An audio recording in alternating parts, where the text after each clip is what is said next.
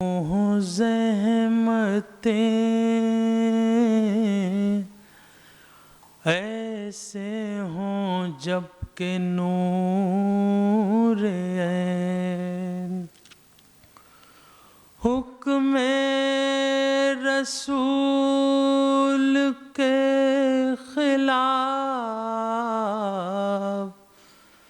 جور یزید دیکھ کر دین پکارا یا علی سامنے آ گئے حسین. بابا سے بلند صلوات.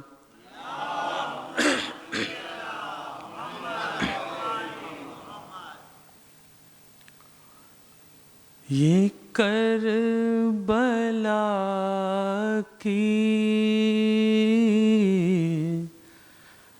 زمین ہے اسے سلام کرو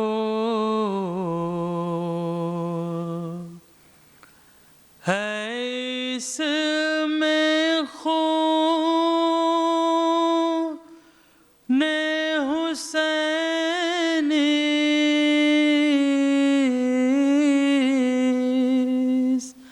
کا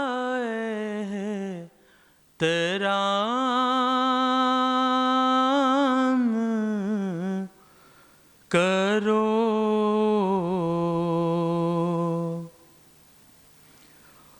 بچش میں نم کہا بیمار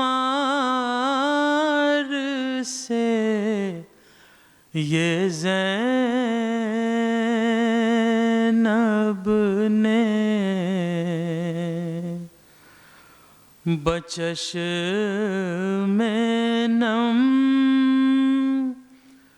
کہا بیمار سے یہ زینب نے ناب ملے گے چچا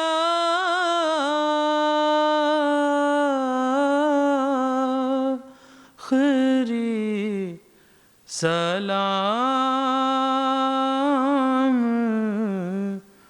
کرو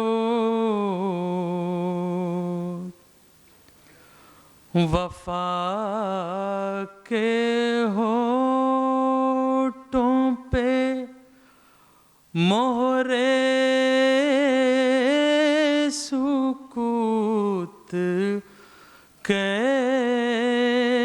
کیسی ہے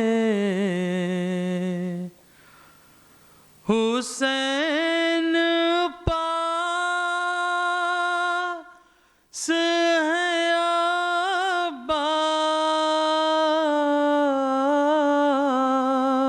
عباس کچھ کلام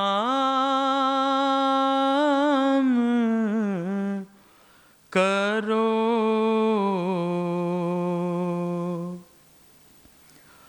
کہا سکینہ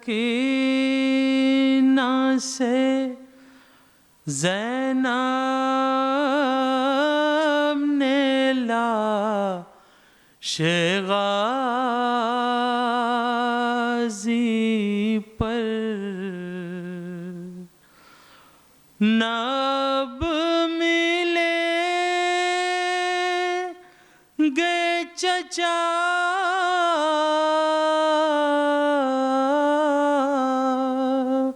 خری سلام کرو جب آئی شام میں غریباں تو اہل حرم اندھیروں اب تم ہی پردے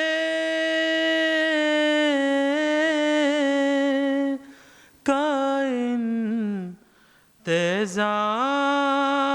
انتظام کرو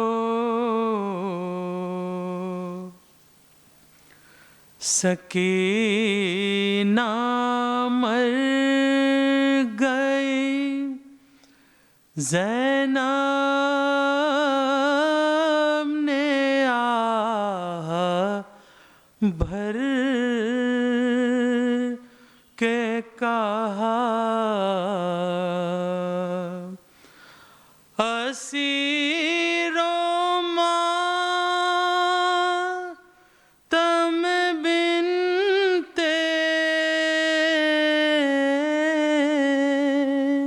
شاہ انام کرو چلی جو لاشیں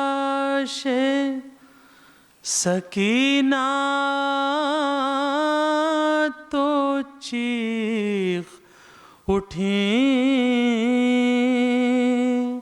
زینب نہ ایسا چاند سپرد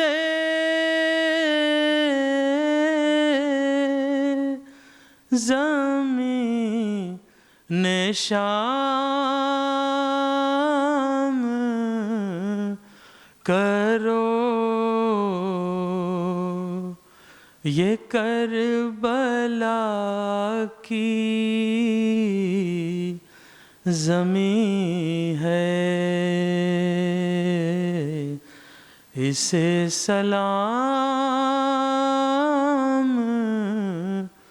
کرو صلوات بابا سے بلند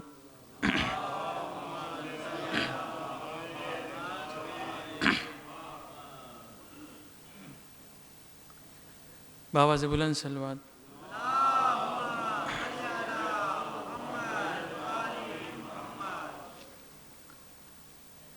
وہ جو مصروف سلام شہداء رہتا ہے وہ جو مصروف سلام شہداء رہتا ہے گو وہ رہتا نہیں پر نام صدا رہتا ہے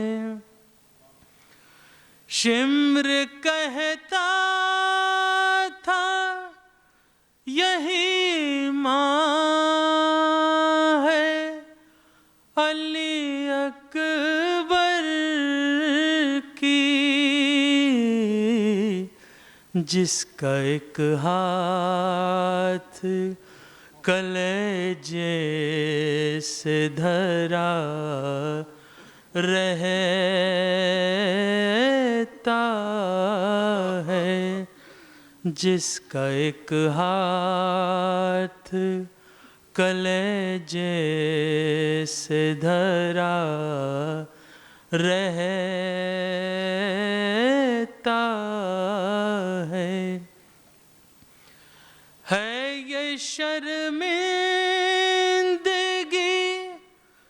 پانی کے نہ پہنچانے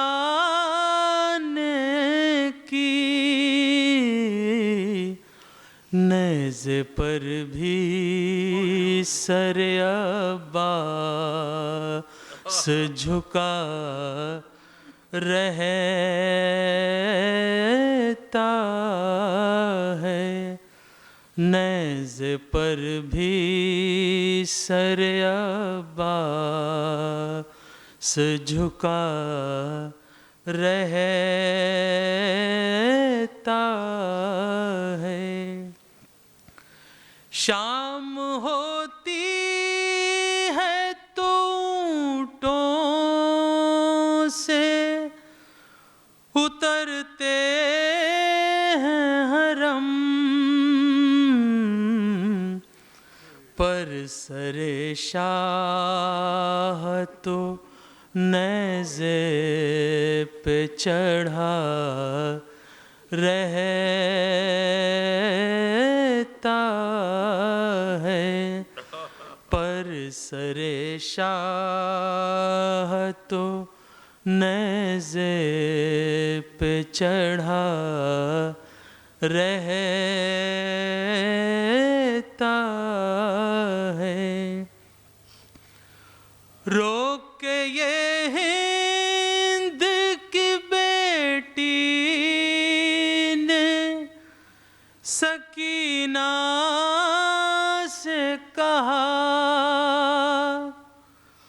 روک کے یہ ہند کی بیٹی نے سکینہ سے کہا،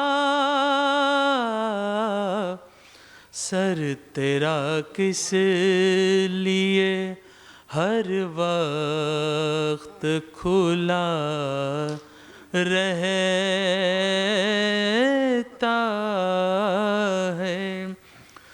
وہ لگی کہنے یتیموں کی نشانی ہے یہی،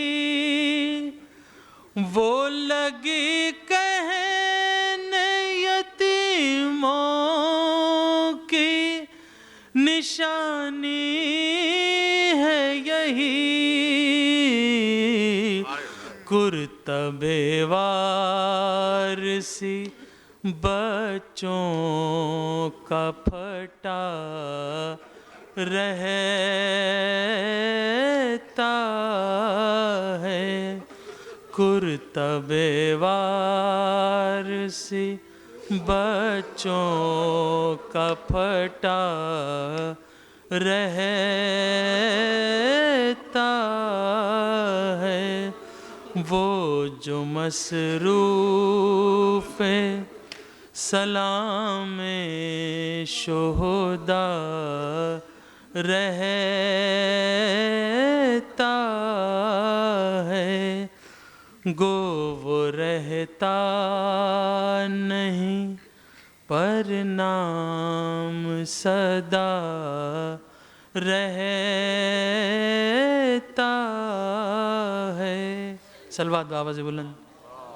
بالعالمین والصلاة والسلام على سید الانبیاء والمرسلین سیدنا و مولانا بالقاسم محمد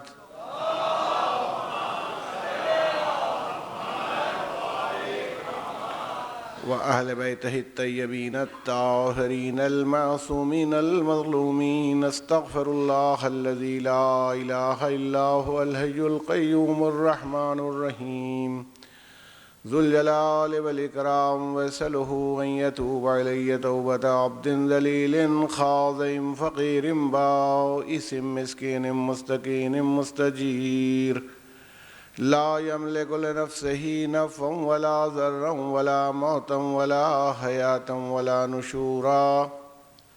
أما بعد، فقد قال الله تبارك وتعالى في كتابه المجيد والفرقان الحميد وقوله الحق: بسم الله الرحمن الرحيم، إن الله يأمر بالعدل والإحسان وإيتاء ذي القربى وينهى عن الفحشاء والمنكر والبغي يعظكم لعلكم تذكرون. صلوات.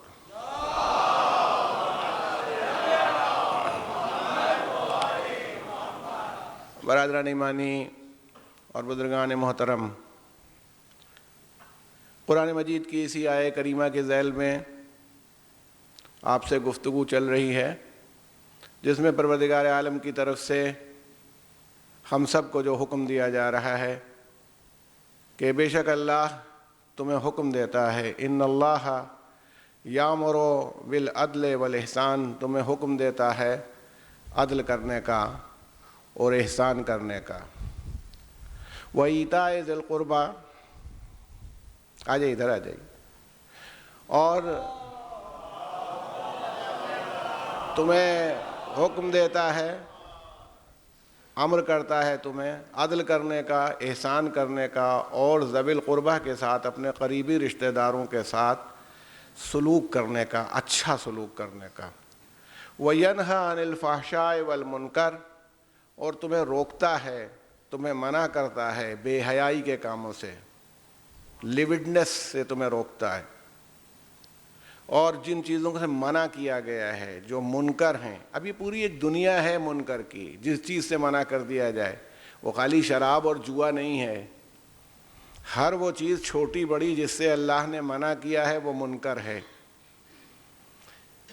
پروردگار عالم نے حکم دیا ہے صاف ستھرا رہنے کا، گندگی اور غلاظت میں رہنے کا، یا خراب لباس پہننے کا، یا کثافت کے ساتھ رہنے کو منع کیا ہے، تو یہ بھی منکر ہے۔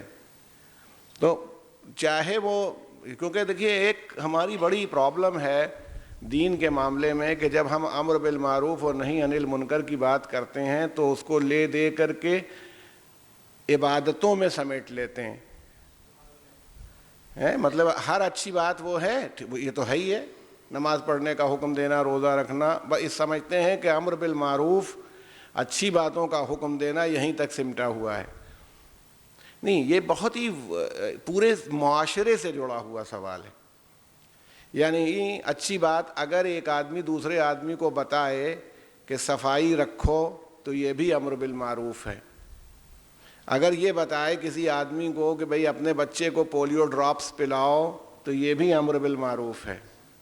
اگر یہ بتائے کہ اپنے بچوں کو صحیح تربیت دو تو یہ بھی امر بالمعروف ہے۔ اس کا عبادت تک محدود نہیں، کیونکہ اسلام وہ دین ہے جس میں یہ لائن آپ کھینچ ہی نہیں سکتے کہ یہاں سے عبادت ہے اور یہاں سے معاملت ہے۔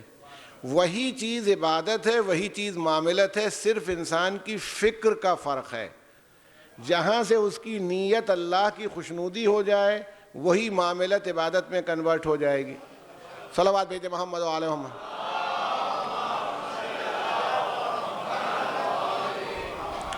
تو پروردگار عالم نے منع کیا کہ ہر بری بات سے، والبغی، اور بغاوت کرنے سے، ریبیلین سے۔ یعنی انسان کا جو مزاج ہوتا ہے نا کہ ذرا سا، بہت اچھی غور کر لیجئے، کبھی بھی جس وقت آدمی اکیلے میں بیٹھا ہوا ہے تو ہم سب اپنے نفس کا جائزہ لے سکتے ہیں۔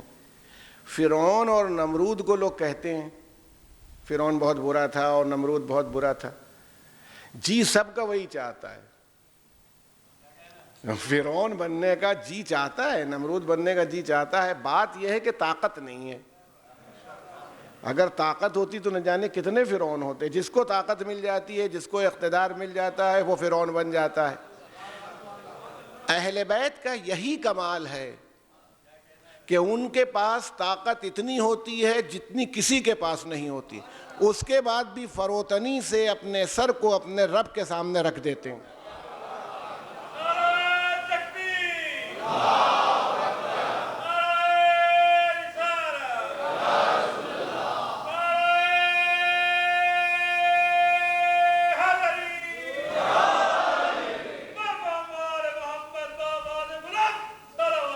اللہم صلی علی محمد و علی محمد۔ آپ کی تمام توجہات کا میں انتہائی شکر گزار رہتا ہوں کہ آپ اتنی دلچسپی سے اس ڈسکشن میں شریک ہوتے ہیں۔ خدا آپ کو جزائے خیر دے کہ یہ بالکل انسانی مزاج، چونکہ دیکھیں یہ خرابی بھی نہیں ہے، اللہ تعالیٰ نے کسی دن تذکرہ کروں گا، اسی میں تو ہمارا امتحان لیا ہے۔ بھائی دیکھیے فرشتے معصوم ہیں، کسی دن یہ گفتگو آپ سے کرنی ہے، فرشتے معصوم ہیں، مگر کمال کیا ہے؟ انہیں معصوم بنایا گیا کمپلسو طور پر، قہری طور پر وہ معصوم ہیں. جیسے مثلا میں کہتا ہوں کہ اگر شریعت آپ سے ہم سے کہے کہ اڑنا نہیں کبھی اپنے ہاتھ پیر سے، تو آپ اڑ سکتے ہی نہیں ہیں. تو کوئی بعد میں کہتا کوئی آدمی خود سے اڑا نہیں، تو جو اڑ ہی نہیں سکتا تو وہ اڑے گا کیا؟ جتنی طاقت نہیں ہے آپ کے پاس ویسی ان کے پاس ہے. جب کوالٹی نہیں ہے وہ کام کرنے کی تو اس میں گناہ نہیں کیا کیا چیز ہے. جیسے مثلا میں کبھی کبھی یہ مثال نقل کرتا ہوں، آپ سے بھی کہتا ہوں. مجلس میں تبرک تقسیم ہوتا ہے تو شیرینی بٹی تقسیم ہوئی، لے لی. اس میں آپ دیکھیں کبھی کبھی کچھ بزرگ فیاضی کرتے ہیں، سخاوت کرتے ہیں. چھوٹے سے بچے کو لو بیٹا تم لے لو.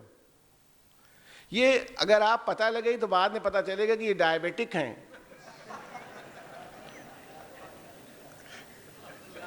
ان کی فیاضی کی وجہ یہ ہے کہ یہ خود ڈر رہے ہیں کہ ایسا نہ ہو کہ میرے پاس رہے میں کھا لوں شوگر بڑھ جائے. بات تو یہ ہے کہ جو ڈائبیٹک نہ ہو خود نہ کھائے دوسرے کو دے دے تو یہ کمال ہے. یہ انسان کا کمال ہے. نہ کہ ایک انسان اس طرح سے زندگی گزارے کہ اس کے پاس وہ صلاحیت ہی نہ ہو اور اس کے بعد کہا جائے کہ صاحب یہ آدمی، مثلا میں جیسے کہتا ہوں پروردگار عالم کا یہ ہے امتحان ہے، کسی کو کسی مصیبت میں مبتلا کرتا ہے. یہ کوئی میں اس پر تبصرہ بھی یوں نہیں کر رہا ہوں. بچپن سے نابینا ہے، بچپن سے ایک آدمی نابینا ہے. اب میں ان کی تعریف کر رہا ہوں، پوری زندگی کسی نامحرم پر نظر نہیں کی. یہ کمال ہے. جو دیکھ ہی نہیں سکتا، محرم نامحرم کسی کو نہیں دیکھ سکتا، نظر نہیں کی، تو کیا کمال؟ کمال یہ ہے کہ دیکھ سکتا تھا مگر حکم خدا سے نہیں دیکھا. فرشتوں کی کا نہ دیکھنا ویسا ہی ہے جیسے اندھے آدمی کا نامحرم کو نہ دیکھنا. ایک صاحب بہرے پیدا ہوئے، ہمیشہ سے ہم کہہ رہے تعریف کر رہے ہیں بھائی ان کو دیکھیے، ان سے سبق لیجئے. آج تک جو کبھی موسیقی میوزک یا گانا سناؤ، کچھ نہیں. ایک گونگا ہے، ہم کہہ رہے غیبت کبھی نہیں کی، بیک بائٹنگ آج تک ان سے نہیں ہوئی. تو جو گونگا ہے وہ غیبت کیا کرے گا؟ اس کے پاس طاقت ہی نہیں.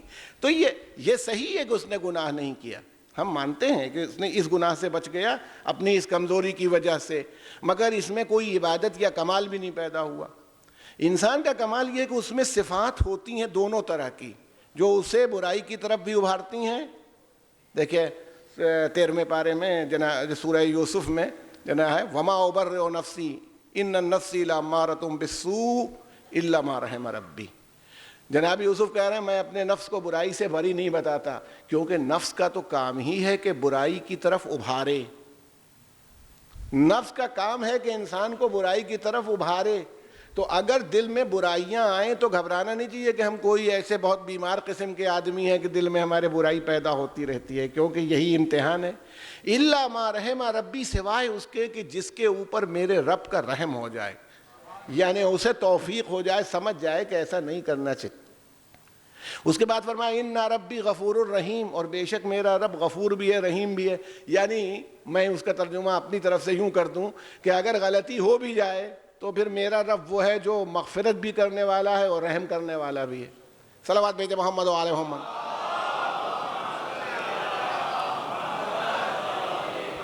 تو عرض یہ کرنا تھا آپ کی خدمت میں کہ جس بات کا ہم لوگ ان مجالس میں جائزہ لے رہے ہیں وہ یہ کہ انسانیت پر اسلام کے کون سے احسان ہیں.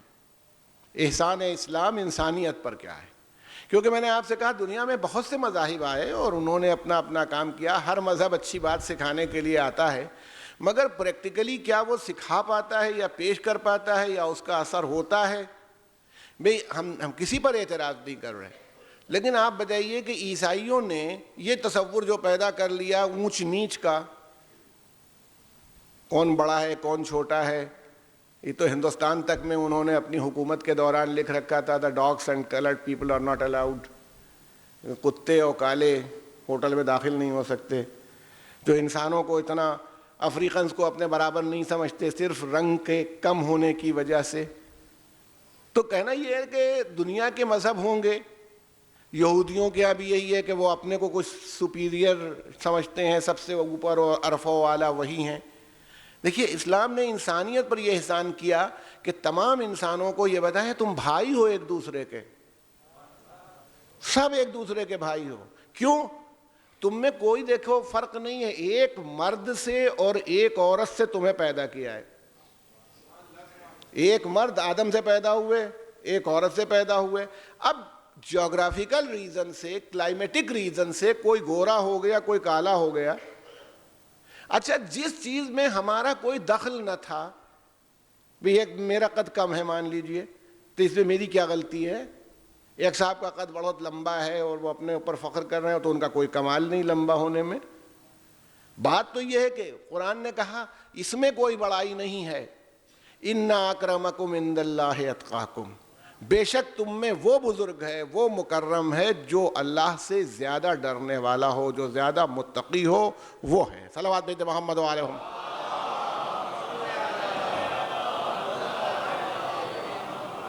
یہ ہے آپ کے ذہن میں ہے. تو کہنا یہ کہ میں نے آپ کے سامنے جو بات گزارش کی کہ انسان، ہم اور آپ سب، کوئی بھی ہو، غلطی کا امکان سب سے ہے. یہ ہم مان کے چلیں. دین، اہل بیت یا قرآن یہ چاہتا ہے کہ غلطیاں اول تو نہ ہوں، منیمائز ہو جائیں، کم سے کم ہوں. کوشش کی جائے گی تو پہلے آدمی جتنی غلطی کرتا ہے، میں آپ سے کبھی مثال لیتا ہوں اور اب بھی کہتا ہوں، جب میں نے سائیکل چلانا سیکھی تو ایک کالج کے گراؤنڈ میں سائیکل چلائی، تو مجھ سے جو سکھانے والا تھا اس نے یہ کہا کہ وہ فٹ بال کا پول لگا ہوا تھا کہ اس کے بیچ سے نکالو، بیچوں بیچ. اب بتائیے کتنا بڑا ہوتا ہے اس کا جو.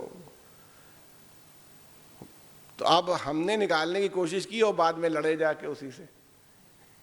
لیکن بعد میں آدمی جب چلانے لگتا ہے تو غور بھی نہیں کرتا اور چلاتا ہوا چلا جاتا ہے.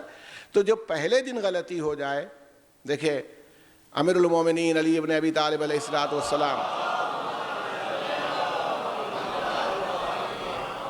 جان قربان ہو جائے آپ کے اوپر، ارشاد فرمایا آپ کے سامنے حضرت عبداللہ ابن عباس، جنہیں حبر الامت کہا جاتا ہے، بڑی ان کی امیر المومنین کے شاگرد ہیں.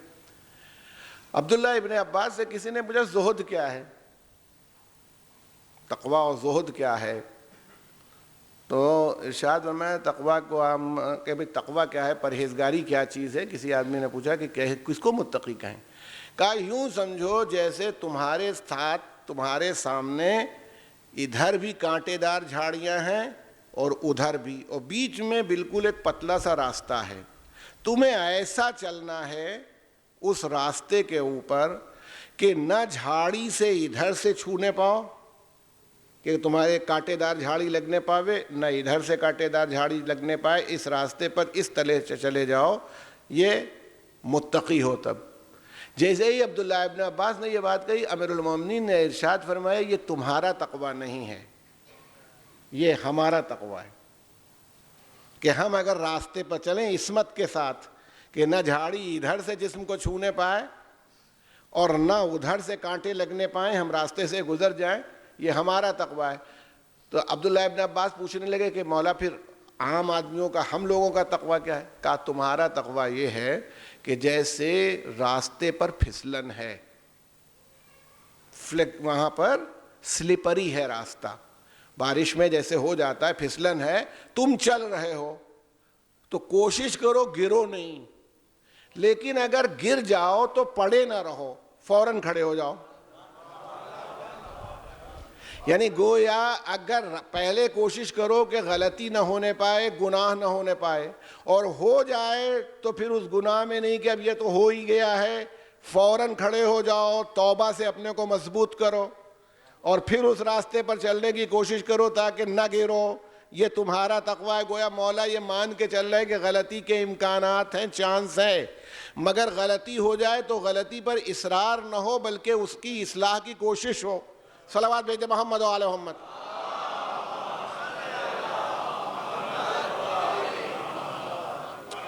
اسی لیے ارباب کرم دیکھیے، غور کیجئے کہ اسلام نے اس مایوسی کو نہیں داخل ہونے دیا ہماری زندگی میں. ہو گئی کوتاہی، کسی عمر میں ہو گئی، کبھی ہو گئی، جیسے ہی متوجہ ہوئے اب پڑے نہیں رہے، فوراً توبہ کی طرف. اور توبہ کا فائدہ بھی یہی ہے کہ گویا ماضی پر توبہ ہے, جو ہم نے پاسٹ میں کیا اس کے لیے ہم توبہ کر رہے ہیں, اور مستقبل کے لیے, فیوچر کے لیے ہم اپنے کو مضبوط کر رہے ہیں کہ یہ کام ہونے نہیں پائے گا. اچھا دیکھیے, میں نے آپ سے عرض کیا کہ مایوسی نہیں آنے پائے. اب دوسرے ادیان کے مقابلے میں اسلام کا جو امتیاز ہے وہ اسی بنیاد پر ہے. میرے سامنے جو جوان تشریف فرمائے ان سے پہ دیکھیے بات کر رہا ہوں. آپ یہ بتائیے اور کبھی غور کریے کہ کبھی دنیاوی مشکلوں میں ہم سہارا چاہتے ہیں کہ نہیں چاہتے؟ بہت سی ہمیں مصیبتیں آتی ہیں, پریشانی آتی ہیں, تو اس وقت دوستی آدمی کیوں کرتا ہے؟ جن سے ہم دوستی کرتے ہیں کہ بھئی ضرورت پڑے گی تو ہم ان کے کام آئیں گے, اور ہماری ضرورت پڑے گی تو وہ ہمارے کام آئیں گے. یہی اصول ہے دوستی کا. تو جب یہ دوستی کے اس اصول پر ہم چلتے ہیں, ایک سہارا چاہتے ہیں, اگر سہارا موجود ہوتا ہے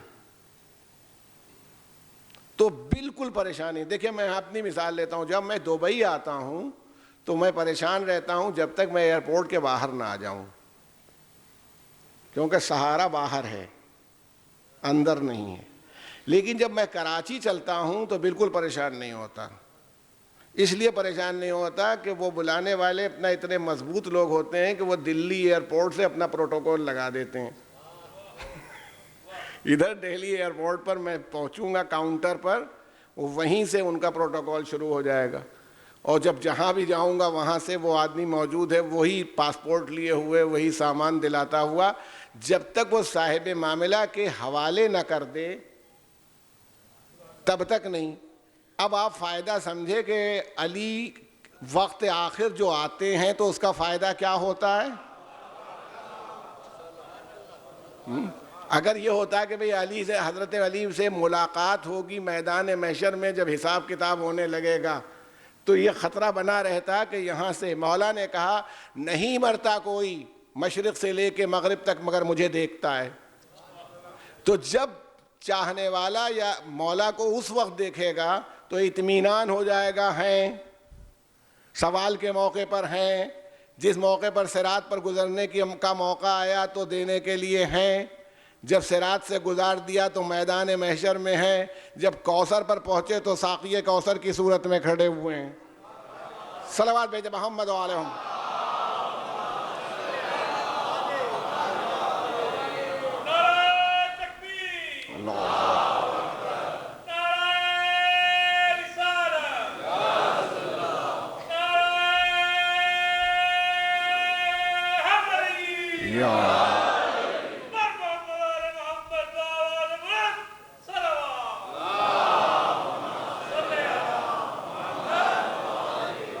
اطمینان ہو جاتا ہے. دیکھیے مایوسی نہ, پورا قرآن اسی میں ہے. دیکھیے پکار رہا قرآن, قل یا عبادی الذی اسرفوا علی انفسہم, اے میرے بندو جنہوں نے اپنے نفوس کے اوپر ظلم کیا, لا یقنطوا من رحمت اللہ, اللہ کی رحمت سے مایوس نہ ہو. ایک تو پکارا کس کو؟ جب پکارتے وقت آواز دی تو کہا اے میرے بندو, گناہ کر چکے. دیکھیں اگر ہمیں تو اپنا یاد, ہمارے چچا مرحوم جناب فقیر شبر صاحب, بڑی انہوں نے میری تربیت کی اور میرے اوپر ان کے تمام احسانات ہیں, خدا انہیں جزائے خیر عطا فرمائے, آپ حضرات دعا کریں ان کے لیے. جس وقت وہ ہم سے گفتگو کرنے میں شروع کرتے تھے آپ جناب, ہم سمجھ جاتے تھے کوئی گڑبڑ ہو گئی. وہ یوں ہی شروع کرتے تھے, میر صاحب ادھر آئیے, اور جب تو کہیں تو اس کا مطلب ہے کہ بات اب معاملہ بالکل فٹ ہے, بہت ٹھیک ٹھاک ہے, محبت. دیکھیں یہی بات, اگر خود اللہ نے کہا ہوتا انسانوں, یوں آواز دی ہوتی. گناہگار بندوں کو پکارتے وقت چھٹے امام فرما رہے ہیں 20 جگہ پر قرآن میں کہا قل یا عبادی, اے میرے بندو, اپنی طرف نسبت دی, تم میرے بندے ہو, میں نے تمہیں بنایا ہے. یعنی اگر غلطی کی وجہ سے, ندامت کی وجہ سے نہ بھی آ رہے ہو تو میری محبت کے جذبے کو دیکھ کر کے اور اس کی تلے آؤ. لا تقنطوا من رحمت اللہ, رحمت الہی سے مایوس نہ ہو, اللہ کی رحمت سے مایوس نہ ہو. یغفر الذنوب جميعا, سارے گناہ تمہارے معاف کر دوں گا, ایک دو کیا ہے, اس لیے کہ معافی تو میرے پاس ہے, مایوسی کی ضرورت نہیں. خود جناب ابراہیم علیہ السلام کے لیے بھی یہی بات ملتی. جناب ابراہیم علیہ السلام کے پاس وہ فرشتے جو قوم لوط کے اوپر عذاب نازل کرنے کے لیے آئے تھے، تو انہوں نے راہ آتے میں رک کر کے جناب ابراہیم علیہ السلام کو بشارت دی تھی، اور بشارت دی تھی جناب اسحاق کی پیدائش کی۔ اب بتائیے، آپ خود سوچئے کہ مایوسی کیا چیز ہے اور مایوسی کیوں نہیں ہونی چاہیے۔ جب بشارت دی کہ تمہارے یہاں اسحاق جیسا فرزند ہوگا، تو وہ جناب سارہ، دیکھیے ایک تو جناب اسماعیل بڑے تھے جناب اسحاق سے، روایتاً جناب اسماعیل کی پیدائش تب ہوئی جب جناب ابراہیم 99 سال کے تھے۔ تعجب کی بات نہیں ہے، کیونکہ ابھی بھی ہندوستان میں 94 یا 96 سال کے آدمی کی پیدائش کی خبر آ چکی ہے کہ اس کے یہاں بچہ ہوا۔ ایکسیپشنز تو ہر جگہ ہی ہوتے ہیں، اچھے جائے کہ اگر اللہ ارادہ کر لے اور اللہ کا حکم ہو تو 99 سال کی عمر میں، اور تقریباً 12-13 سال کا فرق تھا، تو 100 سے اوپر۔ جناب سارہ جو تھیں وہ بانجھ تھیں، معلوم تھا کہ ان کے یہاں نہیں ہو سکتا۔ اب بشارت دے دی کہ یہاں سارہ کے یہاں اسحاق کا ہوگا، وہ خود ہنس رہی تھی کہ میں بڑھیا ہو گئے۔ تو جناب ان فرشتوں نے کہا کیا تم اللہ پر کی رحمت سے بھروسہ نہیں رکھتے؟ تو جناب ابراہیم نے قال وَمَن يَقْنَطُ مِن رَحْمَتِ رَبِّهِ إِلَّا الضَّالُّونَ، کون ہے جو اپنے رب کی رحمت سے مایوس ہو جائے سوائے گمراہوں کے؟ جو گمراہ ہیں ان کو چھوڑ کر کے کون سا ایسا آدمی ہے جو اپنے رب کی رحمت سے مایوس ہو سکتا ہے؟ یہ گمراہی کی نشانی ہے کہ رحمت الہی سے انسان مایوس ہو جائے۔ کیوں نہ مایوس ہو؟ ذہنی آپ فکری طور پر اس ڈسکشن میں دیکھیے گا۔ دیکھیے، جس سے ہم امید وابستہ رکھتے ہیں دنیاوی نقطہ نظر سے، آپ دیکھ لیجیے، اس میں 3 چیزیں موجود ہونی چاہیے۔ ایک علم، یعنی اس سے ہماری پریشانی کا پتہ ہو۔ مثلا میں بھوکا ہوں، میں اپنے دوست کے یہاں گیا، سوچا اکثر کہتے ہیں کہ آؤ ناشتہ کریں، بلکہ ایک صاحب یہ کہتے ہیں کہ ٹوٹکا ہے، اگر اس امید پر جاؤ گے کہ وہ چائے ملے گی تو پھر نہیں ملے گی۔ چائے گھر میں بن رہی تھی، ہم اپنے دوست کے یہاں جا رہے تھے، ہم نے کہا وہیں پی لیں گے۔ اب آج وہ ویسے ہی چائے پی کے بیٹھے تھے، پوچھتے ہی نہیں کہ چائے پیو گے کہ نہیں۔ تو جب ہماری کوئی مصیبت اور پریشانی ہو، جب تک اس ذات کو علم نہ ہو کہ ہم میں کیا پریشانی ہے، تو مدد کیا کرے گا؟ یا تو ہم کہیں، اور اگر ہم نہیں کہتے، اس کے علم میں نہیں، تو مدد کر نہیں سکتا۔ ہماری کیا پریشانی؟ مان لیجئے کہ ہم ہیں، آپ ہیں، ایک دوسرے سے ملتے ہیں، ہو سکتا ہے ایک دوسرے کی مدد کر سکتے ہو، مگر جانیں تو ہمیں پتہ ہی نہیں، تو اس پریشانی کا ہم کیا کریں؟ نہیں کر سکتے۔ ایک مسئلہ تو علم ہے۔ دوسرا، علم ہو، قدرت نہیں ہے، طاقت نہیں ہے ہمارے پاس۔ مان لیجئے اب ایک برادر مومن ملا، اس نے بتایا صاحب ہم 1 لاکھ درہم کے قرض دار ہو گئے ہیں، ہم نے ٹھنڈی سانس کھینچی، کا دعا کریں گے۔ ہماری طاقت نہیں ہے، ہمیں کہاں سے 1 لاکھ درہم ہم دے دیں اس کو؟ تو طاقت، اچھا علم بھی ہو، طاقت بھی ہو، اس کے دل میں رحم نہ ہو، مرسی نہ ہو، فضل کا جذبہ نہ ہو، وہ رکھے ہوئے، آپ 100 روپے خالی چاہتے ہیں اس سے، وہ رکھے ہوئے، ارے بھائی ضرورت تھی، کہہ رہے ہیں ہاں پتہ ہے آج نکالا نہیں بینک سے، اب پرس ڈر کے مارے نہیں نکال رہے ہیں کہ دیکھ لے گا، وہ آج تو اتوار بھی ہے اور آج تو بند بھی ہے، اور پتہ نہیں کارڈ کہاں رکھ دیا ہے میں نے اور مل نہیں رہا، ہزاروں بہانے۔ تو اس کو علم بھی ہو جائے، قدرت بھی ہو جائے اس کے پاس، مگر اس کے پاس جذبہ فضل نہیں ہے، رحم نہیں ہے، تو بھی اس سے امید نہیں۔ یعنی انسان امید اسی سے وابستہ کر سکتا ہے جس کے پاس آپ کی پریشانی کا علم ہو، اس پریشانی کو دور کرنے کی قدرت ہو، اور اس کے ساتھ اس کے اندر فضل اور رحم کا جذبہ ہو۔ اب آپ بتائیے کہ جب وہ کہتا ہے قُلْ يَا عِبَادِيَ الَّذِي يَسْرَفُوا عَلَىٰ أَنفُسِهِمْ، اس کا علم کتنا ہے؟ کیا اللہ کے علم سے زیادہ بھی کسی کا علم ہو سکتا ہے؟ ہمیں اپنے بارے میں جو علم نہیں ہم بھول سکتے ہیں وہ نہیں بھول سکتا۔ اس کے علم کی شان یہ سب جانتا ہے، ہمارے بارے میں ہماری سب مصیبتوں کو جانتا ہے۔ اور اس کے بعد قدرت اس کی کتنی ہے؟ ان اللہ علی کل شیء قدیر، ہم ہر شے پر قدرت رکھتے ہیں، جو چاہیں کر دے۔ جناب ابراہیم کے واقعے میں آپ دیکھ رہے ہیں کہ جہاں پر ڈاکٹر فیل ہو جائیں، میڈیکل سائنس فیل ہو جائے، وہاں پر دنیا میں بھی یہ ہوا ہے۔ ہم کہتے ہیں ایکسپرٹ ڈاکٹر، اچھے سے اچھے ڈاکٹرز جس وقت عاجز ہو جاتے ہیں بعد میں کہتے ہیں بھئی اب ہم کچھ نہیں کر سکتے، دعا کیجئے. تو اس کا مطلب ہے کہ ابھی کوئی کر سکتا ہے، ورنہ کیوں کہتے کہ دعا کریے؟ کہتے ہیں اب کچھ نہیں ہو سکتا، جاؤ. دعا کرنے کا مطلب ہے وہ بھی جانتے ہیں کہ کوئی ایک چینل ہے، اگر رابطہ ہو جائے گا تو نتیجہ آ جائے گا. ابھی ایک ہے جگہ. اب اس کا رحم کتنا ہے. فضل الہی کی بات اگر کریں تو اب اگر فضل الہی کی آپ بات کرنا چاہیں تو اب آپ کو اندازہ ہو جائے گا کہ بھائی اللہ کا فضل اتنا ہے. میں نے کسی دن تذکرہ کیا تھا کہ کہا کہ تھوڑا سا اگر اندازہ کرنا چاہو 70 ماؤں کی مامتا ایک جگہ یکجا کی جائے تو تھوڑا سا اندازہ ہو سکتا ہے کہ اللہ اپنے بندوں پر کتنا مہربان ہے. بہت مشہور واقعات میں آپ کے سنے ہوئے واقعات ہوں گے، لیکن صرف نتیجہ نکالنے کے لیے پیش کر رہا ہوں. جناب موسیٰ علیہ السلام، غصہ آپ کا بہت تھا، یہ سب یاد رہے. پھر جب غصہ آ جاتا تھا تو جناب موسیٰ کا غصہ، جناب ہارون جیسے بھائی کی داڑھی واڑی پکڑ لی تھی انہوں نے. قرآن نے خود کہا ہے داڑھی نوچنے لگے، توریت کی تختیاں اٹھا کے پھینک دیں. یہ سب ان کے غصے میں ہم کو ملتا ہے. تو جناب موسیٰ علیہ السلام نے زکوٰۃ کا حکم دیا.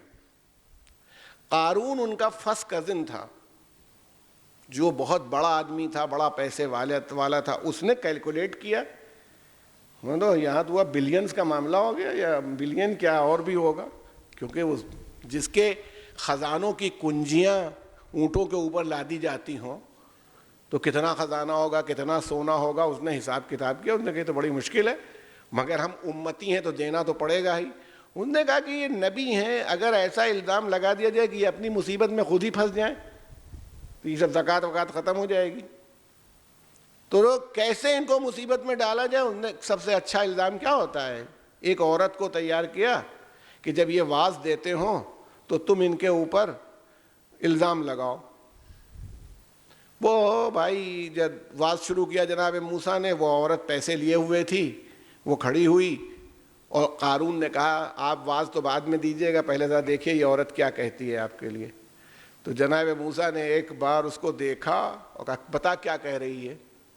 میں نے بتایا تھا کہ جناب موسیٰ کی جلالت، وہاں تو ان کے عصا مارنے سے دریا پھٹ جاتا ہے، یہ عورت کیا چیز ہے. اور پھر نبی کی عزت اور عصمت کو بچانا اس کا کام ہے. نبی پریشانی میں رہ سکتا ہے، مگر نبی ہو یا امام، 1000 باتیں کہی گئی ہوں مگر کبھی کوئی الزام آج تک نہیں آیا. اس طرح کا الزام کبھی کسی نبی کے اوپر نہیں لگ پایا. بس یہ کہنا تھا، ڈانٹا اس کو. وہ کہنے لگی کہ یہ مجھے پیسے دے کے لایا ہے اور یہ کہا ہے کہ میں آپ کے لیے یہ کہوں.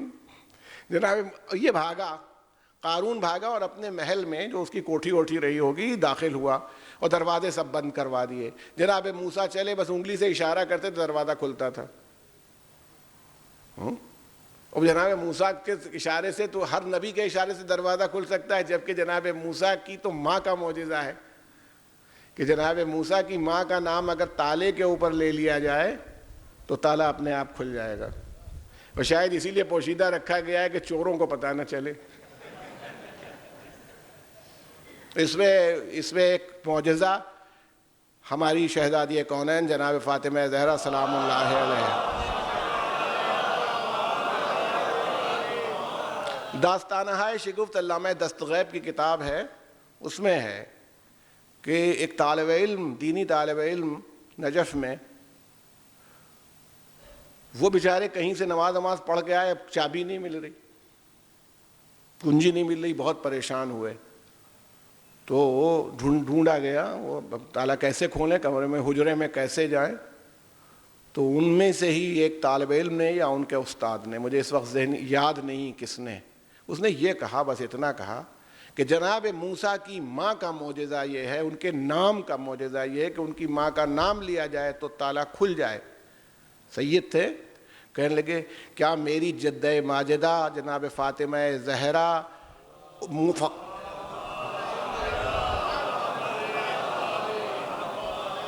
مادر موسیٰ سے کم ہیں؟ اور یہ کہے کہ یا فاطمہ کہا، وہ تالا کھٹ سے گر گئے داستان میں، یعنی اس جذبے سے. تو عرض کرنا ہے کہ وہ جب ان کے ناموں میں یہ معجزہ ہے تو نبی کے اشارے سے وہ دروازے سب واہ ہونے لگے، کھلنے لگے، اور نبی جانے لگے. وہ قارون آخری منزل پر پہنچ گیا. جناب موسیٰ غصے میں، اچھا یہ ایسا سخت بات بھی تھی نبی خدا کے لیے، غصہ آنا بھی چاہیے تھا. انہوں نے بس دیکھا قارون کو اور زمین کو حکم دیا کہ نگل لے اس کو. تو وہ زمین پھٹنے لگی، وہ دھسنے لگا اس کے اندر. جیسے ہی دھسنے لگا تو بار بار وہ یہ کہتا تھا، موسیٰ سے فریاد کرنے لگا، معاف کر دو موسیٰ، معاف کر دو موسیٰ، تمام رشتوں کے حوالے دے. اور موسیٰ بار بار کہتے تھے خاموش یبن اللاوی. ان کے بزرگوں میں لاوی جو تھے، جو جناب یوسف کے بھائیوں میں سے تھے، ایک بھائی لاوی بھی تھے تو اس کی نسل سے تھے، خود جناب موسیٰ بھی اسی نسل سے تھے. خاموش، بار بار کہیں یبن اللاوی، چپ. زمین دھستی تھے. تو اس نے آخر میں کہا آپ یہی چاہتے ہیں نا کہ ہم مر جائیں، ختم ہو جائیں، پھر اس کے بعد سارے خزانے پر ہمارا قبضہ کر لیجئے. آپ نے کہا اس کی کنجیاں بھی لاد دو اسی کے سر کے اوپر. اس کی ساری کنجیاں دھستا ہوا وہ چلا جا رہا. اور جناب موسیٰ کے حکم کا یہ عالم تھا کہ وہ دھستا ہوا اس میں چلا جا رہا تھا، یہاں تک کہ جب جناب یونس کو مچھلی نے نگلا اور وہ مچھلی سمندر میں اور دریاؤں میں اندر تک گئی، تو یہ جناب یونس کی آواز سن کر کے قارون نے پوچھا اس سے تم کون ہو؟ کہا میں اللہ کا ایک بندہ ہوں جو اس وقت میں سزا بھگت رہا ہوں، میں یونس ہوں، ادھر جا رہا ہوں. تو اس نے پوچھا کہ بنی اسرائیل میں ایک نبی ہوا کرتے تھے، ان کا نام موسیٰ تھا. کہا ان کا تو انتقال ہو گیا. کہا ان کے ایک بھائی ہارون تھے، کہا ان کا انتقال ہو گیا. کئی نام اس نے لیے، کہا سب کا بتایا انتقال ہو گیا. تو اس نے کہا افسوس سب مر گئے. اللہ تعالیٰ نے کہا اس پر سے عذاب روک دو، اس لیے کہ اس نے ہمارے برگزیدہ بندوں پر ماتم کیا ہے. اب جہاں تک یہ دھس چکا ہے اسی جگہ روک دیا جائے، کیونکہ موسیٰ اور ہارون کے اٹھنے پر اس نے غم کا اظہار کیا. لوگ کہتے ہیں غم نہیں منانا چاہیے. اگر اس طرح کا معذب انسان بھی غم کا اظہار کر دے خاصان خدا کے لیے تو رحمت الہی کو جوش آ جاتا ہے. جناب موسیٰ تشریف لے گئے، ہو گئی بات، وہ دھس گیا. اب جناب موسیٰ علیہ السلام مناجات کے لیے پہنچے، اور جیسے ہی مناجات شروع کی تو اب درخت سے آواز نہیں آ رہی. گڑ گڑانے لگے تو آواز آئی کہ خاموش یبن اللاوی. بتائیے کہاں تو نبی سے گفتگو ہوتی ہے، کہاں جائے اللاوی کے بیٹے. تو جناب موسیٰ نے، اللہ کو ان کی یہی ادا پسند تھی، اپنا رخسارہ زمین کے اوپر رکھ کر کے توبہ شروع کی. پالنے والے مجھ سے کیا غلطی ہو گئی؟ کہا موسیٰ 70 مرتبہ اس نے تم سے گزارش کی، گڑ گڑایا کہ تم اسے معاف کر دو، تمہیں رحم نہیں آیا. ارے وہ بے وقوف تھا، مجھ سے ایک بار کہتا تو میں معاف کر دیتا. اس نے میری طرف تو متوجہ ہی نہیں ہوا، وہ تمہاری طرف متوجہ ہوتا رہا، تمہیں ایک بار بھی رحم نہیں آیا. جس کی رحمت کا یہ عالم ہو کہ وہ قارون جیسے کو بھی معاف کرنے کے لیے تیار ہو، اس کی رحمت مومنین کے اوپر کتنی ہونی چاہیے، اس کا کون اندازہ کر سکتا ہے؟ صلوات بھیجیں محمد و آل محمد.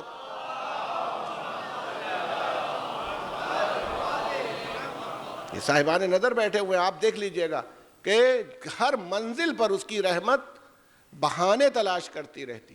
اور اسی لیے دیکھیے کہ مایوسی نہ آنے پائے تو اس نے بہانہ تلاش کیا. مر گئے ہو، مرنے کے بعد بھی مایوسی کی ضرورت نہیں ہے. قاعدے کی اولاد چھوڑ کے آؤ، دیندار لوگوں کو اپنے بعد چھوڑ کے آؤ. تمہارے عمل کی کوتاہی کے سلسلے میں اگر وہ عمل خیر کریں گے تو ہم اس کو بھی تمہارے حساب میں اکاؤنٹ فار کریں گے. وہ دوسرے ہیں جن کا عقیدہ یہ ہے کہ مر گئے تو دفتر بند ہو گیا. یہ اسلام کا یا اہل بیت کا عقیدہ نہیں ہے کہ مرنے سے دفتر بند ہو جاتا ہے. دفتر کھلا ہوا ہے، دفتر تب تک نہیں بند ہوگا جب تک محشر نہ ہو جائے. ابھی ہمارے برادر عزیز نے آپ سے مجلس سے پہلے درخواست کی فاتحہ پڑھو، اگر فائدہ نہیں تو فاتحہ پڑھا کیوں؟ بھئی ہم سب لوگوں نے پڑھا، ایصال ثواب کیا، ثواب بھیجا، تو اگر نہیں پہنچتا تو بلا وجہ ہم لوگ ایک کام کر رہے ہیں بیٹھے ہوئے، قرآن پڑھ رہے ہیں اور مجلسیں کر رہے ہیں اور ثواب پیش کر رہے ہیں. دیکھیں یہ شان ہے. کیوں؟ مایوسی نہ آنے پائے. کیوں؟ جس کے ذریعے سے آپ بھیج رہے ہیں اس کا اختیار یہاں بھی ہے وہاں بھی ہے. اگر وہ اختیار وہ والا نہ ہوتا تو وہ مجبور ہو جاتا. ہم سمجھتے ہیں کہ دنیا ہی تک محدود ہے. وہ کہتا ہے میں جو ہوں میری منزل یہ ہے کہ میں دنیا اور آخرت کوئی چیز ایسی نہیں جو میرے اختیار سے باہر ہو. تم بھیجو تو تم ثواب بھیجو گے، ہم ثواب روانہ کر دیں گے. صلوات بھیجتے محمد و آل محمد. تو اس لیے انسانیت کو مایوس نہیں ہونے دیا اس بنیاد کے اوپر. مطلب ایک فرق ہے، مگر یہ یاد رکھیے گا، آپ ایصال ثواب کر سکتے ہیں، ایصال عقیدہ نہیں. ہاں کہ یہ معلوم ہوا کہ ابا مولا کو مانتے نہیں تھے، اب ہم مان کے ٹرانسفر کر دیں. ابا رسول کو رسول نہیں مانتے تھے اور ابا توحید کو توحید نہیں مانتے. نماز نہ پڑھی ہو تو ہم کہتے ہیں تم پڑھ ڈالو. روزہ نہیں رکھ پائے تم رکھ لو. حج نہیں کیا تم کر لو ان کی طرف سے. مگر یہ بات ہے کہ عقیدہ یہ تھا کہ نہیں. لا الہ الا اللہ سے شروع کے علی ولی اللہ پر ختم کرتے تھے کہ نہیں؟ صلوات بھیجتے محمد و آل محمد.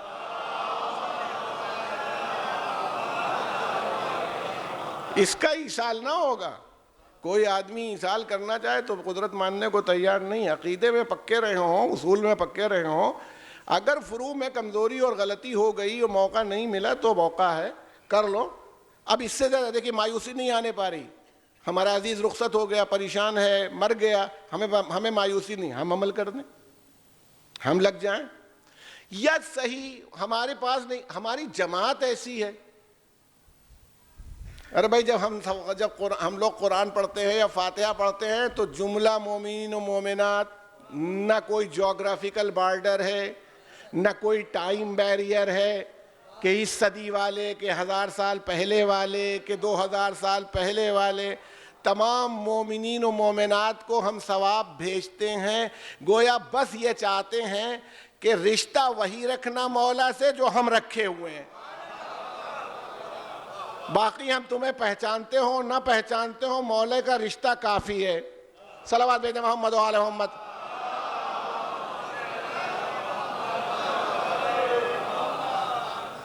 کہ ان کا علم، یہ اللہ کو علم ہے، اس کے پاس قدرت ہے، اس کے پاس فضل ہے، مرسی ہے، رحم ہے. جب تین سب صفات ہیں، یہ وہ سہارا جو ٹوٹنے والا نہیں. ہماری مجبوری ہے کہ اگر ہم کسی ایسے دوست کو بنائیں اس کے پاس علم ہے. کبھی دوست دھوکہ دے جاتے ہیں دنیا میں، مگر ایسا ہے کہ اگر اس نے وعدہ کر لیا ہے تو وعدہ وفا کرے گا، پورا کرے گا. لیکن ایک بات ہے جس کی طرف آپ کو آج متوجہ کرنا ہے مجلس ختم کرنے سے پہلے. دیکھیں ایصال ثواب، یہ لفظ بہت آتا رہتا ہے. یعنی ایک طریقے سے کہیں کہ ثواب کو ٹرانسفر کیا جاتا ہے. ایصال ثواب، ثواب کے ٹرانسفر کا نام ہے. اور اس بات کو آپ لوگ اچھی طرح سمجھ سکتے ہیں. آپ یہاں دبئی میں رہتے ہیں، نوکری کرتے ہیں، ماشاءاللہ آپ کو اپنے ملک کے مقابلے میں بہتر ریمونریشن ملتا ہے، محنتانہ ملتا ہے. آپ اپنے خرچ کے بعد کچھ بچاتے ہیں، پھر آپ اپنے گھر بھیجتے ہیں. تو جو آپ نے کمایا ہے وہی آپ بھیج سکتے ہیں. اگر آپ نے خود نہیں کمایا، مثلا خدا نخواستہ بے روزگار ہو گئے، اس مہینے ہماری کوئی تنخواہ نہیں ہے، ملی نہیں، بھیجیں گے کیا؟ ٹرانسفر کرنے کے لیے ارن کرنا ضروری ہے. پہلے ہم کمائیں تب اسے بھیجیں. اگر ہمیں کمائی نہیں ہوئی تو ہم بھیجیں گے کیا؟ ایصال ثواب. تو ایصال ثواب کیا کریں؟ ایصال ثواب کسی رسم کا نام نہیں ہے. اب پتہ نہیں آپ کیا تو نہیں ہوتا، ہمارے یہاں تو بہت ہوتا ہے کہ بازاروں میں جائیے تو وہ ڈپلیکیٹ نوٹ چھپے ہوئے بچوں کے کھیلنے والے موجود ہوتے ہیں. 1000 کے نوٹ اور 500 کے نوٹ جو بچے کھیلتے ویلتے رہتے ہیں وہ چھپے رہتے ہیں. اصل نہیں، وہ معلوم ہو جاتے ہیں کہ نقلی. ہم 1 لاکھ کے نوٹ لے آئے، بھیج رہے ہیں پوسٹ آفس میں کھڑے ہوئے. وہ لے گا کہ یہ کون پاگل آدمی آ گیا ہے. وہ تو وہی نوٹ لے گا جو سرکاری کرنسی ہو, جو ایڈمٹ کی جاتی ہو. اگر آپ درہم کا ڈپلیکیٹ لے کے جائیں گے کاؤنٹر فیٹ کوائن کی حیثیت سے تو جیل جا سکتے ہیں, پیسہ ٹرانسفر نہیں ہوگا. اور اسی لیے ضرورت ہوتی ہے کہ ثواب میں اہل بیت کو اس لیے شامل کیا جاتا ہے, اس لیے شامل کرتے ہیں کہ اس پر اصل کی مہر لگ جائے. جب تک اصل کی مہر نہیں ہوگی وہ جا نہیں پائے گا. تو کہنا یہ ہے کہ پہلے ثواب ہمیں ہو. جب ہمیں دیکھو یہ ماشاءاللہ یہ مجمع تشریف فرمائے, میں کہنا چاہتا ہوں کہ اگر دفتر عمل بند ہو جائے مرنے کے بعد ہی تو محشر کی ضرورت نہیں. میں نے دفتر عمل بند ہو جاتا ہے, ایک آدمی مر گیا تو اس کو قبر میں کیوں سڑا رہے ہیں؟ دیکھیے فیصلہ کریے, جنت والا جنت بھیج, جہنم والا جہنم بھیجیے, قبر خالی, ضرورت ہی نہیں ہے. آپ روکے کیوں؟ وہ حساب کو اللہ نے محشر تک روک رکھا ہے, تو کیوں روک رکھا ہے؟ جب ہمارا اکاؤنٹ کلوز ہو گیا, بھئی ہم بینک گئے, ہم نے کہا ہم اپنا اکاؤنٹ بند کرنا چاہتے ہیں, انہوں نے بند کیا, مہر اس پر لگایا, لکھا پاس بک کے اوپر کینسلڈ, جتنے پیسے ہمارے تھے ہمارے حوالے کیا, اکاؤنٹ بند ہو گیا. یہی ہوتا ہے نا. تو جب مر گئے اور اکاؤنٹ بند ہو گیا تو ختم. جنت جانے والے ہو جنت جاؤ, جہنم جانے والے ہو جہنم جاؤ. قدرت نے کہا نہیں, ابھی ہم اکاؤنٹ کھولے ہوئے ہیں, اگر نیکی آ رہی ہو, سورہ فاتحہ کا ثواب آ رہا ہو تو آنے دو. ایصال ثواب جتنا کرنا چاہتے ہو کرتے رہو, جتنا ہمارے پاس آتا رہے گا اتنا ہم اسے ٹرانسفر کرتے رہیں گے. اسی لیے محشر کو روکے ہوئے ہیں. صلوات بھیجیں محمد و آل محمد.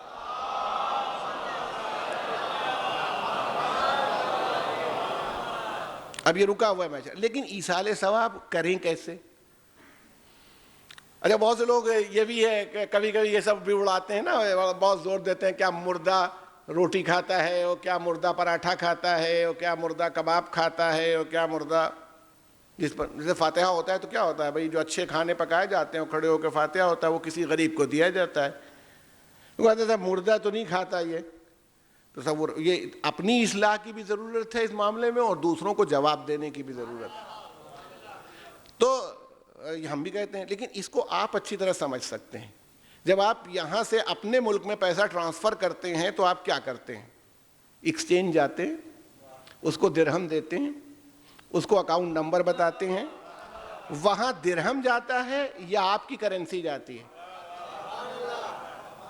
یہاں سمجھ میں آ جاتا ہے نا. دبئی میں آپ نے درہم دیے, کنورٹ ہو کے وہاں پر جو کرنسی آپ کی تھی وہ پہنچ گئی. یہاں آپ نے کباب پراٹھا دیا, وہاں کنورٹ ہو کے وہ کرنسی مل گئی جس کو اس کی ضرورت ہے.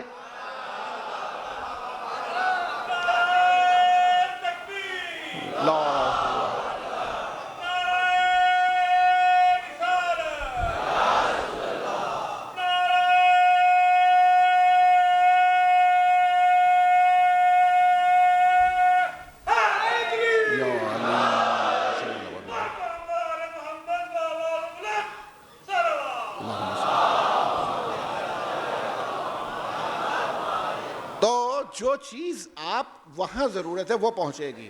تو میں نے کہا یہ تو اصلاح ان کی ہے, خود ہمارے یہاں بھی یہ ایک کمزوری رہے, یعنی ہم نہیں سمجھ پاتے ثواب کے کانسیپٹ کو.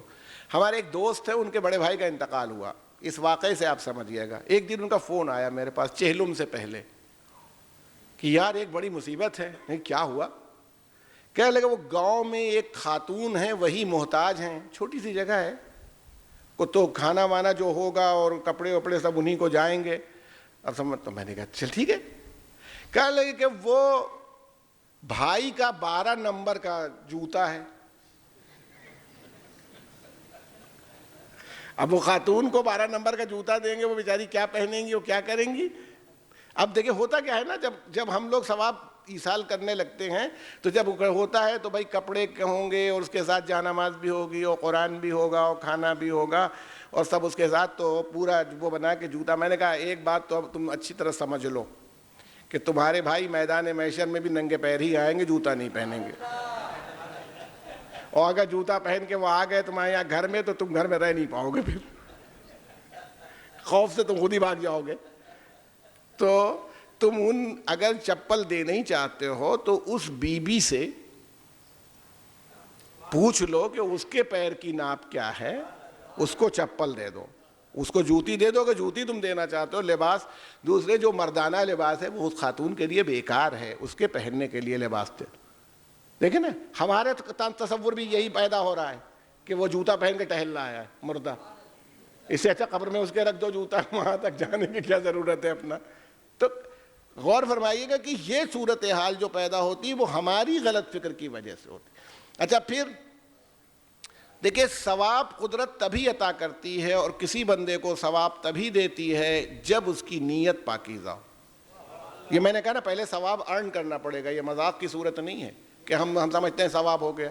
اب نیت کیا ہو جاتی ہے, چہلم کا فاتحہ ہے.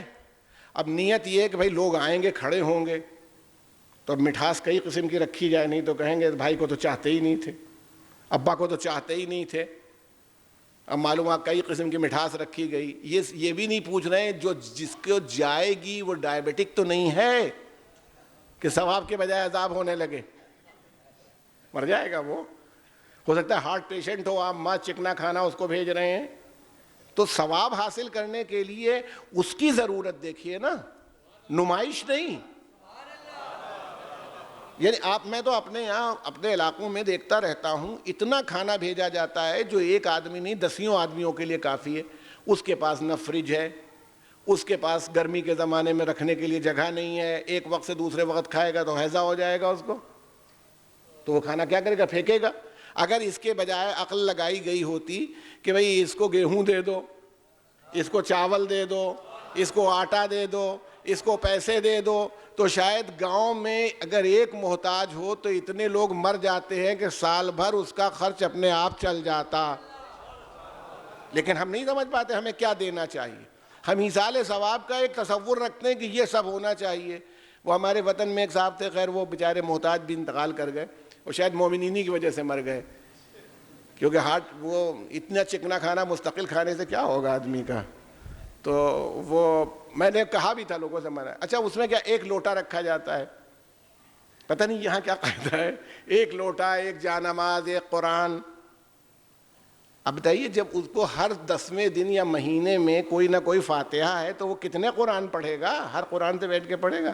میں نے پروپوزل دیا اپنے وطن میں لوگوں سے کہ تم لوگ لوٹا وہاں سے نہ خریدا کرو بازار سے, انہی سے خرید لیا کرو, فاتحے کے اس میں رکھ دیا کرو اسی کو, کہ بھئی تمہاری آپ کے دل کو ڈھارس بھی ہو جائے, اس بیچارے کا کام بھی چل جائے کہ آپ دیجئے.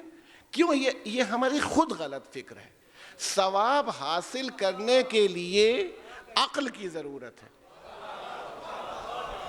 آپ پہلے عقل لگائیں کس چیز کی ضرورت ہے, کب کس چیز کی ضرورت ہے. پڑھ لیا صاحب وہ یہ چیز پڑھنے سے یہ ہوتا ہے, مطلب ایک مومن کا پیٹ بھرنے سے جنت واجب ہو جاتی, معصوم نے فرمایا. ہاں, اب وہ مومن کھانا کھا کے آئے, ان کو پٹک پٹک ان کا پیٹ بھر رہے ہیں, کیسے آپ پیٹ بھر دیں گے اس کا.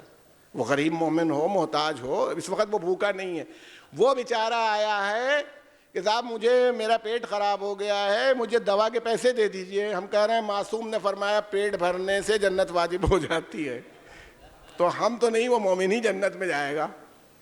یہ ہے نا, یہ غلطی, ہماری غلط فکر. دیکھیے ایصال ثواب میں فکر کریے, ہو سکتا ہے اس مومن کو تھوڑا سا سرمایہ مل جائے تو یہ اپنا کاروبار اسٹیبلش کر لے, 10-5 مومنین مل کے اس کی مدد کر دیں, اور جب وہ فلورش کر جائے گا, اسٹیبلش ہو جائے گا, نہ بھی ہوگا تو ان کی کوشش تو تھی, یہ تو ثواب کے حقدار اسی وقت ہو گئے.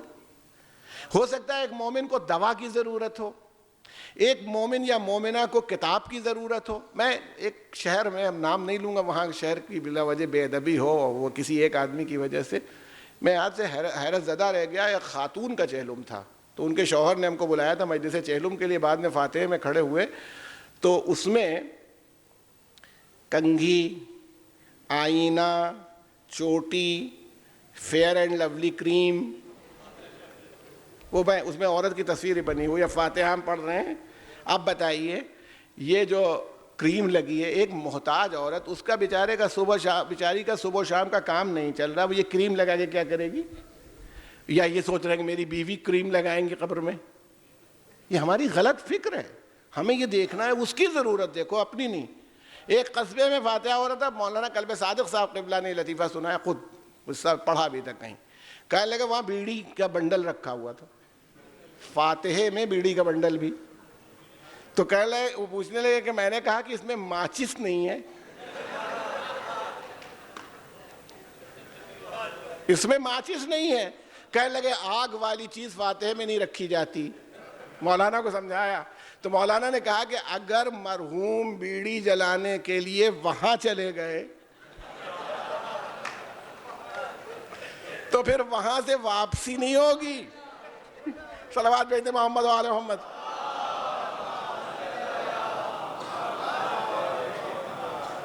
ثواب یعنی یہ پورا ایک باب ہے. یقیناً ثواب ہوگا اور یقیناً ٹرانسفر ہوگا، بالکل اس میں کوئی دو رکاوٹ ہے ہی نہیں. آپ کو آپ ٹرانسفر کر سکتے، لیکن یاد رکھیے وہ ہو تو.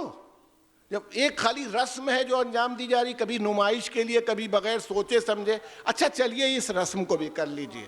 ہمارا کہنا رسم کو بھی کر لیجئے. رسمن ارے بھائی گھر میں جو کھانا پکا ہے ایک خوراک کھانا رکھ کر کے فاتحہ کر دیجئے، چلا جائے. اب لوگ کیا چاہتے ہیں؟ اس سے ہمارا اسٹیٹس ظاہر ہو جائے، اس سے ہماری پوزیشن ظاہر ہو جائے. جب آپ نے اپنی نیت کو خود خالص نہیں رکھا تو ثواب تو آپ ہی کو نہیں ہوا. جب آپ کو نہیں ہوا تو ٹرانسفر کیا کریں گے؟ ٹرانسفر تو تب ہو جب پہلے آپ کو ثواب حاصل ہو جائے، پہلے ہمیں حاصل ہو. اور یہ اتنا اہم کام ہے. اسی طرح سے آپ دیکھیے، دامن وقت میں گنجائش نہیں بچی، نہیں تو میں آپ کو دکھاتا اس رخ کو. عبداللہ ابن مبارک بہت مشہور شخصیتوں میں گزرا ہے. ایک شخص جو حج کے لیے جا رہے تھے، مستحب حج تھا جناب عبداللہ ابن مبارک کا، اور ینابیع المودہ میں یہ واقعہ نقل بھی ہوا ہے. وہاں انہوں نے دیکھا کہ راستے میں ایک جگہ پر، شاید بغداد میں یا کہاں پر، تو اپنے شہر سے بغداد آئے، وہاں سے حج کے لیے جانا تھا. دیکھا ایک عورت بیٹھی ہوئی ایک مردہ مرغی جو پڑی تھی اس کا پر نوچ رہی تھی. تو انہوں نے منع کیا، کہا یہ مردار ہے، یہ نہیں کھانا چاہیے، یہ حرام ہے. تو اس عورت نے کہا اب میں اس منزل میں ہوں کہ میرے لیے مردار جائز ہے. پوچھا کون ہے آپ؟ اس نے کہا کہ میں ایک سیدانی ہوں. اچھا دیکھیں اس بات پر یہ نہ جائیے گا یہ اتفاق ہے کہ وہ سیدانی ہے، اگر وہ غیر سیدانی ہوئی ہوتی تب بھی یہی بات ہوتی. تو جناب عبداللہ ابن مبارک کے دل میں یہ آئی کہ میں حج تو پہلے بھی کر چکا ہوں، اس سیدانی کو جو یہ مردار کھا رہی ہے اگر میں یہ پیسے دے دوں، جو 3000 دینار میرے پاس ہے اس کے گھر میں دے دوں، پھر کر لوں گا مستحب حج. کہا چلیے آپ اپنے گھر چلیے، اس کو چھوڑ دیجئے مرغی کو. گئے، دیکھا اس کی کئی لڑکیاں تھیں، جوان لڑکیاں جن کو لے کے آ گئی تھی. اس نے کہا میں نے بہت لوگوں سے مدد مانگی مگر نہیں ملی، تو اب آپ نے سارے پیسے دے دیے، مگر اس شرم سے واپس نہیں گئے اپنے شہر میں. اس شرم سے نہیں گئے، لوگ پوچھیں گے حج کرنے گئے تھے. اچھا اپنی نیکی کو بتانا بھی نہیں چاہتے کہ میں نے کیا کیا، یا یہ بھی خیال ہوگا اچھا حج کرنے کے لیے گئے تو وہاں پر کسی کو پیسے دے دیے. عبداللہ بن مبارک حج کے سیزن کے بعد گئے. اب جب وہاں پہنچے تو جتنے ان کے شہر کے لوگ گئے تھے وہ سب کہہ رہے ہیں عبداللہ تمہارا تو یار عجیب حال ہے، مینا میں تم کو آواز دے رہے ہیں بھاگے چلے جا رہے ہو، طواف کے موقع پر تمہیں پکار رہے ہیں رک نہیں رہے ہو. یہ کچھ نہیں، خاموش، ان کی سمجھ میں نہیں آ رہا. سب لوگ کہہ رہے ہیں یار تم تو بات ہی نہیں کرتے، جیسے پہچانتے ہی نہیں ہو. حج کے موقع پر تم کو اتنی جگہ آواز دی. رات میں خواب میں دیکھا رسول اللہ صلی اللہ علیہ وسلم کو. بس دامن وقت میں گنجائش نہیں بچی. رات میں رسول اللہ کو خواب میں دیکھا. رسول اللہ نے کہا تم نے میری بیٹی کی مدد کی تھی،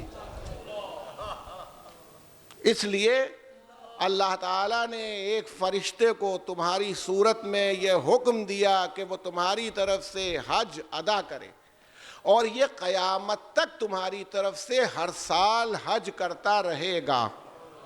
یہ ہے صحیح ایصال ثواب.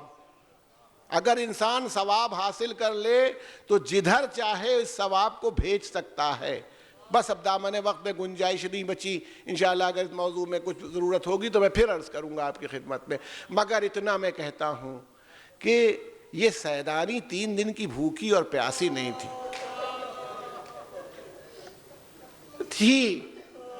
بھوکی رہی ہوگی تو کم سے کم پیاسی سیدانی نہیں تھی. اس کے اعزا کے لاشیں کربلا کے میدان میں پڑے ہوئے نہیں تھے. آپ بار بار سنتے رہتے ہیں. آپ ذرا سا سوچئے, ان سیدانیوں کے لیے سوچئے, میں نے آپ سے ذکر کیا تھا جو کھڑے ہو کے نماز نہ پڑھ پائیں. ذرا اس سیدانی کے دل سے پوچھئے جس کے ہونٹ پیاس کی وجہ سے نیلے پڑ گئے ہوں. یہ آپ کربلا والوں کے لیے سنتے رہتے ہیں کہ وہ بھوکے تھے. یہ آپ بار بار سنتے رہتے ہیں کہ کربلا والے بھوکے پیاسے تھے, مگر یہ بھوکے بھی تھے. حسین نے پانی کا سوال کیا ہے, کھانے کا سوال نہیں کیا, کیونکہ پانی مانگ لینا خلاف انسانیت نہیں ہے, خلاف شرافت نہیں ہے, لیکن کھانے کے لیے ہاتھ پھیلانا بہت مشکل بات ہے. میں کہتا ہوں کربلا والو, تم پر ہزاروں لاکھوں سلام ہو کہ دین کے لیے تم نے یہ مصیبت گوارا کر لی. میں کہتا ہوں کہ اندازہ کرے اگر 4 سال کی ننھی سی بچی ہو. ارے میر انیس نے اتنا ہی کہا تھا, امام جب رخصت ہونے لگے سکینہ سے. بس آپ کی زحمت تمام کرتے ہوئے کہنا چاہتا ہوں, جب اپنی ننھی بچی سے رخصت ہونے لگے, اور وہ رخصت ہونے کا منظر بھی یہ تھا کہ جب گھوڑے کے اوپر سوار ہو چکے اور گھوڑے کو اشارہ کیا کہ آگے بڑھے, گھوڑے نے اپنے قدم آگے نہیں بڑھائے, تو امام نے راہوار سے کہا, اے میرے راہوار, یہ میری آخری سواری ہے, اب اس کے بعد تجھے نہیں جانا, تو بھی بھوکا اور پیاسا ہے. اگر نہ جا سکے تو حسین اپنی قتل گاہ تک اکیلے پیادہ جانے کے لیے تیار ہے. گھوڑے نے ایک مرتبہ اشارہ کیا, امام نے دیکھا 4 سال کی سکینہ گھوڑے کی سموں سے لپٹی ہوئی ہے, راہوار میرے بابا کو نہ لے جا. امام گھوڑے سے اترے. میر انیس فرماتے ہیں کہ مولا نے فرمایا اب یوں بسر کرو جو یتیموں کا طور ہے. ننھے سے ہاتھ جوڑ کے بولی وہ تشنہ کام, بابا بتائیے کہ یتیمی ہے کس کا نام. آنکھوں سے خون بہا کے یہ کہنے لگے, امام کھل جائے گا یہ درد و علم تم پر تاب شام. بیٹی نہ پوچھ کچھ, یہ مصیبت عظیم ہے, مر جائے جس کا باپ وہ بچہ یتیم ہے. میرے مولا کس طرح سکینہ کو رخصت ہوئے. ایک مرتبہ ارشاد فرمایا سکینہ نے, اے بابا اچھا اتنا کر لیجئے, ایک بار گلے سے لگا لیجئے, میں آپ کے گلے سے لگ جاؤں, مجھے یقین ہو گیا اب آپ لوٹیں گے نہیں. امام چلتی رہتی پر بیٹھ گئے, جناب سکینہ کا انتظار کرنے لگے. تھوڑی دیر گزری, فرماتے سکینہ بہت دیر ہو گئی, ارے میرے گلے میں اپنے ہاتھ ڈال دے. جناب سکینہ فرماتی, بابا جسم پر آپ کے اتنے تیر پیوست ہیں, میرے ننھے ہاتھ آپ کی گردن تک آ نہیں پا رہے, ذرا بتائیے کیوں کر میں آپ کی گلے سے لپٹ جاؤں. سَيَعْلَمُ الَّذِينَ ظَلَمُوا أَيَّ مُنْقَلَبٍ يَنْقَلِبُونَ إِنَّا لِلَّهِ وَإِنَّا إِلَيْهِ رَاجِعُونَ. الہی بحق الزہرا و بیہا و بالہا و بنیہا, یا اللہ ہماری سزائے مختصر قبول فرما. پروردگارا ان آنسوؤں کو رومال زہرا میں جگہ عطا فرما دے. یا اللہ جو بیمار انہیں شفا یاب فرما دے, جو بے روزگار انہیں روزگار مرحمت فرما. پروردگارا جن کے پاس روزگار ہے اس میں وسعت دے, اور رزق حلال میں ان کے وسعت عطا فرما. یا اللہ کسی طرح کی پریشانی میں, بالخصوص یہاں جو مومنین و مومنات ہیں, اللہ ان کی پریشانیوں کو امام حسین کے غم کے صدقے میں دور فرما دے. پروردگارہ مومنین کو اس حالت میں کر کہ ان عزائے امام مظلوم کو سکون سے برپا کر سکے. یا اللہ ہمارے امام کے ظہور میں تعجیل فرما دے, اور ہمیں ان کے آوانوں اصحاب و انصار میں قرار دے. ماتم سے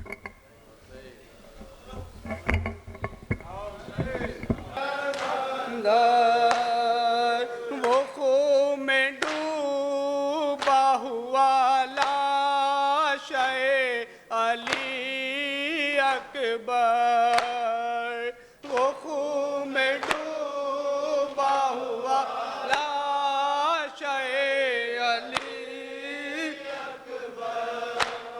ارے وہ تیر کھائے ہوئے حلق پر اصغر وہ تیرے کھائے ہوئے حق پر اصغر